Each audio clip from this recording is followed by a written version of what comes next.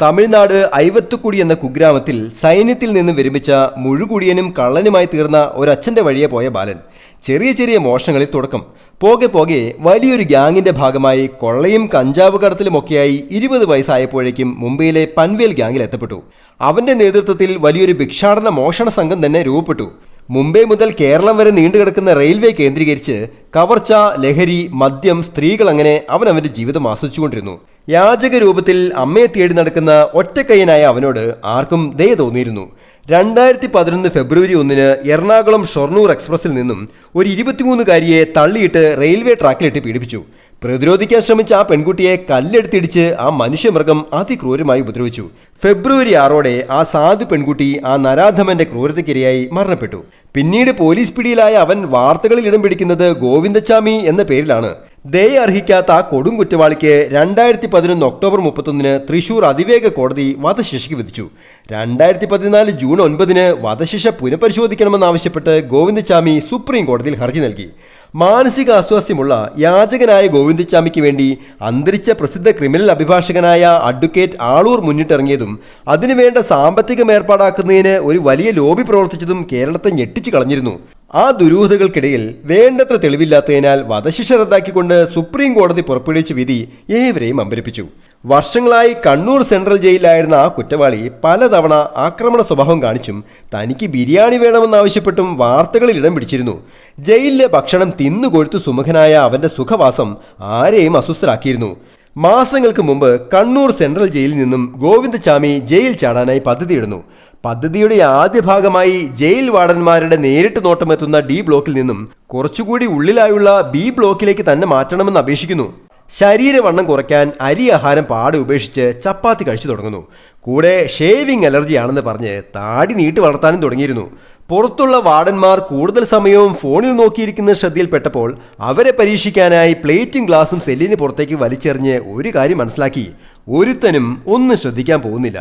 സെല്ലിനുള്ളിൽ എലിശല്യമുണ്ടെന്ന് പറഞ്ഞ് അഴികൾക്കിടയിൽ തുണികൾ തിരുകാൻ നേരത്തെ അനുവാദം വാങ്ങിയിരുന്നു. ആ മാസ്റ്റർ പ്ലാനിന്റെ ഭാഗമായി ഭക്ഷണം കഴിക്കുന്നതിനിടയിൽ ഉപ്പ് ശേഖരിച്ച് അഴികളിലിട്ട് കമ്പി തുരുമ്പിപ്പിക്കാൻ ശ്രമം നടന്നു. ഒപ്പം കാർപ്പന്റേഴ്സിന്റെ കയ്യിൽ നിന്നും തട്ടിയെടുത്ത കട്ടിംഗ് ബ്ലേഡ് ഉപയോഗിച്ച് കമ്പികൾ ഇറക്കാനും തുടങ്ങി. ഇതെല്ലാം തുണികൾ വെച്ച് മറച്ചതുകൊണ്ട് ആരും അറിഞ്ഞിരുന്നില്ല. രാത്രിയിൽ 12 മണിക്ക് ശേഷം ആരും തിരിഞ്ഞു നോക്കില്ലെന്ന് ഉറപ്പുള്ള അവൻ ജയിൽ കമ്പികൾ മുറിച്ച ആ രാത്രിയിൽ തലയണിയിൽ പുതപ്പിട്ട് മൂടി തനിക്ക് പകരം ഒരു ഡെമ്മി ഉണ്ടാക്കി വെച്ച് ഏകദേശം 2 മണിയോടെ സെല്ലിന് പുറത്തേക്ക് ചാടാൻ തീരുമാനിച്ചു. സെല്ലിന് പുറത്തെ ആദ്യത്തെ മതിലിനോട് ചേർന്നുള്ള വീപ്പുകൾ അടുക്കി വെച്ച് ആ ഒറ്റക്കയ്യൻ തുണിക്കെട്ടുമായി മതിൽ ചാടി. പുറത്തുള്ള വലിയ സുരക്ഷാ മതിലിലൂടെ കടന്നുപോകുന്ന ഇലക്ട്രിക് ഫെൻസിൽ ആയിടെയായി വൈദ്യുതി കടന്നു പോകുന്നില്ലെന്ന് ആ തന്ത്രശാലി നേരത്തെ മനസ്സിലാക്കിയിരുന്നു. കയ്യിലുണ്ടായിരുന്ന തുണികൾ കൂട്ടിക്കെട്ടി ആ മുൾവേലിയിൽ എറിഞ്ഞുടക്കി അതിവിദഗ്ധമായി തൂങ്ങിക്കേറി അവൻ ജയിൽ കോമ്പൗണ്ടിന് പുറത്തു കടന്നു. പിടിച്ചാൽ 6 മാസമേ ജയിലിൽ കിടക്കേണ്ടി വരൂ എന്നും അവൻ അന്വേഷിച്ചറിഞ്ഞിരുന്നു. വണ്ടി പിടിക്കാൻ കയ്യിൽ പണമില്ലാത്തതുകൊണ്ട് 4 കിലോമീറ്ററോളം നടന്നു. എങ്ങനെയും റെയിൽവേ സ്റ്റേഷനിലെത്തി തമിഴ്നാട്ടിലേക്ക് കടക്കുകയായിരുന്നു ഉദ്ദേശം. താടി വളർന്നതുകൊണ്ട് ആരും തിരിച്ചറിയില്ലെന്ന ആത്മവിശ്വാസത്തോടൊപ്പം മുറിയൻ കൈ തുണിസഞ്ചിയിൽ തിരികെ ഒളിപ്പിച്ചാണ് നടപ്പ് തുടർന്നത്.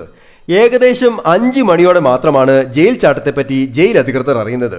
ഉടനെ വ്യാപകമായ തിരച്ചിൽ ആരംഭിക്കുകയും മീഡിയയിലൂടെ വിവരം പുറംലോകം അറിയുകയും ചെയ്തു. ഇത്രയും സാഹസികമായി ജയിൽ ചാട്ടം ആസൂത്രണം ചെയ്ത ആ വിവരദോഷി ഒരു കാര്യം അറിഞ്ഞിരുന്നില്ല: ഈ നാട് അവനെ എത്രത്തോളം വെറുക്കുന്നുവെന്നും അവന്റെ മുഖം ഓരോ മലയാളിയുടെ ഉള്ളിലും ആഴത്തിൽ പതിഞ്ഞിട്ടുണ്ടെന്നും. പോലീസുകാർക്കൊപ്പം നാട്ടുകാർ ഒന്നടങ്കം തിരച്ചിൽ നടത്തി. തന്നെ തിരയുന്നുണ്ടെന്നറിഞ്ഞ് പരിഭ്രാന്തിയിലായ അവൻ കണ്ണൂർ തളാപ്പിലുള്ള DCC ഓഫീസിനടുത്തുള്ള കെട്ടിടത്തിലേക്ക് ഓടിക്കയറി. 11:30 ഒരു നാട്ടുകാരൻ തൊട്ടടുത്തുള്ള കിണറ്റിനുള്ളിൽ ഗോവിന്ദച്ചാമി ഒളിച്ചിരിക്കുന്നതായി കണ്ടെത്തി. ആളുകളെ കണ്ട് ആ നായിന്റെ മോൻ അവരെ ഭീഷണിപ്പെടുത്തിയത്രേ. പോലീസും നാട്ടുകാരും പാഞ്ഞെത്തി അവനെ മുടിയിൽ പിടിച്ച് കിണറ്റിൽ നിന്നും പൊക്കിയെടുത്ത് കൈവിലങ്ങിട്ടതോടെയാണ് കേരളക്കര ശ്വാസം വിട്ടത്. അത്രയ്ക്ക് ക്രൂരമായി ഒരു സാധു പെൺകുട്ടിയെ പീഡിപ്പിച്ചു കൊന്ന ഒരു ദയയും അർഹിക്കാത്ത ഒരു നരാധമന് രക്ഷപ്പെടാൻ വഴിയൊരുക്കും വിധം നമ്മൾ വിശ്വസിക്കേണ്ട, നമ്മുടെ സുരക്ഷയ്ക്ക് ഉറപ്പു നൽകേണ്ട ഒരു സിസ്റ്റം അത്യന്തം അലസമായി അതീവ പരാജയമായി പ്രവർത്തിക്കുന്നു എന്നത് ഞെട്ടലുണ്ടാക്കുന്നതാണ്. അവനെപ്പോലുള്ളവർ ജയിലാണ് എന്നോർത്ത് ആശ്വസിക്കുന്ന നമ്മൾ ഇനി മുതൽ ഒന്നുകൂടി പേടിക്കണം. കാരണം ഇവനൊക്കെ പുറത്തു ചാടുന്നത് ഇവിടുത്തെ നിയമ സംവിധാനം അത്രയ്ക്കേ ഉള്ളൂ എന്ന ആത്മവിശ്വാസത്തിലാണ്. വർഷങ്ങളായി ജയിലിലുള്ള ഒറ്റക്കൈ മാത്രമുള്ള അവനൊക്കെ അത്രയ്ക്ക് കോൺഫിഡൻസ് ഉണ്ടെങ്കിൽ നമ്മൾ ഇനിയും പേടിക്കണം. ഭാഗ്യവശാൽ അവനെ പിടികൂടാനായി. ഇല്ലായിരുന്നെങ്കിൽ നാളെ മറ്റൊരു പീഡനമോ അരുംകൊലയോ നടന്ന വാർത്ത കണ്ട് കേരളം ഉണർന്നേനെ.